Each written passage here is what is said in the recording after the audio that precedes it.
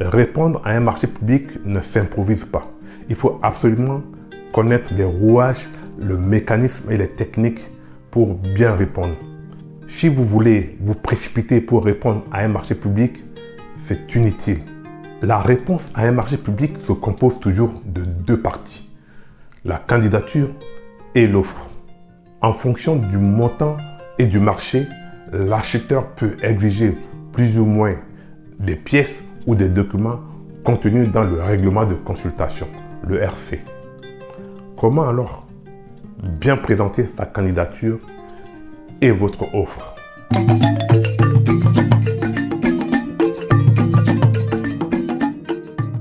Bonjour et bienvenue. Si vous ne me connaissez pas, je m'appelle Simon Alalingbi, je suis fonctionnaire des finances et consultant en marché public. J'accompagne les artisans, les TPE et les PME à développer leur activité et à gagner les marchés. La candidature à un marché public permet à l'acheteur de vérifier que le soumissionnaire est en règle au regard des obligations fiscales et sociales, et également de vérifier les capacités du soumissionnaire à exécuter le marché.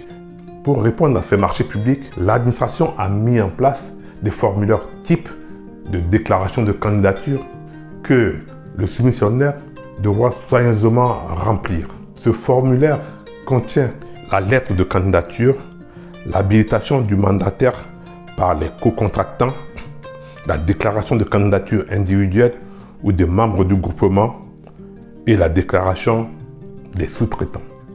L'Union européenne a mis en place un document unique de marché public pour faciliter la déclaration de candidature. Quant à l'offre, elle se compose de plusieurs pièces dont les plus importantes sont l'acte d'engagement, la proposition technique qu'on appelle aussi mémoire technique et une proposition financière. Attention, une offre peut être irrégulière si elle ne respecte pas les exigences formulées dans les documents de consultation. Alors, elle sera rejetée. Donc, un conseil, il faut vérifier que votre dossier de l'offre est complet avant de déposer. Car l'acheteur n'est pas obligé de vous demander de régulariser parce qu'il manque une ou telle pièce. Il peut le faire si le juge nécessaire, mais il n'est pas obligé par la loi de vous demander de régulariser les pièces qui manquent dans le marché. Donc, il faut faire attention à tout ça.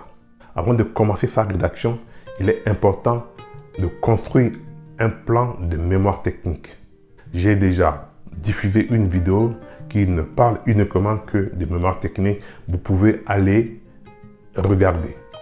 Pour la formalisation de votre offre de prix, il faut utiliser les documents fournis dans le DCE, le document de consultation des entreprises. Il est important de donner le maximum d'informations sur votre bordereau de prix unitaire. Si vous voulez gagner du temps, présenter ces documents de candidature et de l'offre, je peux les préparer à l'avance et vous les fournir.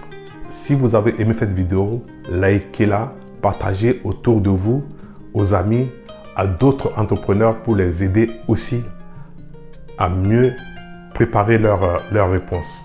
Et si vous n'êtes pas encore abonné à ma chaîne, abonnez-vous maintenant, activez la cloche de notification pour être averti automatiquement dès la publication des vidéos et bénéficier des conseils et astuces que je donne chaque semaine pour vous aider à progresser dans votre business. À très bientôt, prenez soin de vous.